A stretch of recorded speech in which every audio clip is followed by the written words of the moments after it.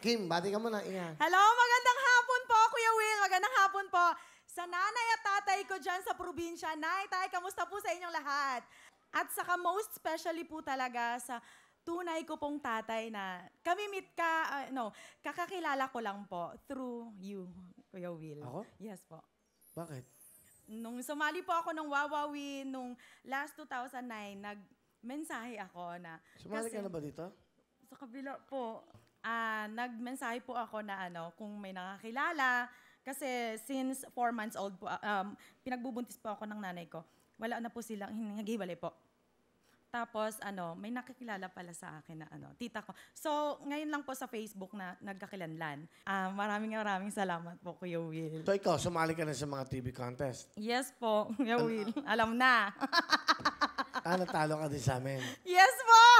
Uy, congrats, talo ka. Kasi po naunahan ako mag-swipe. Sino kasama mo?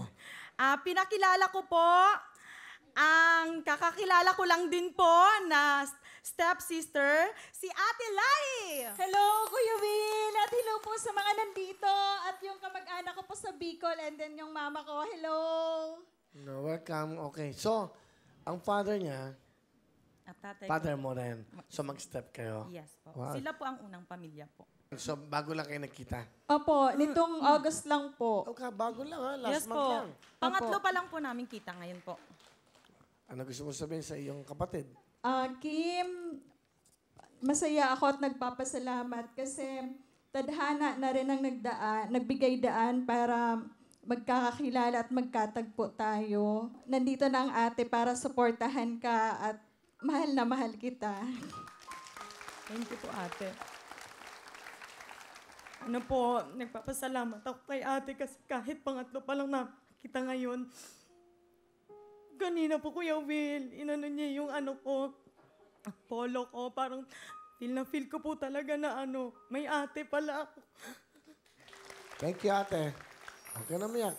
Okay na. Anong talent, Kim? Hi, Kuya Will. Kakanta po! Ito na po. Okay. Please, okay lang. Ito na po, si Kim. Salamat po. Galing ah. Galing ah. Meron kang 20,000! Wow! Thank you, Kuya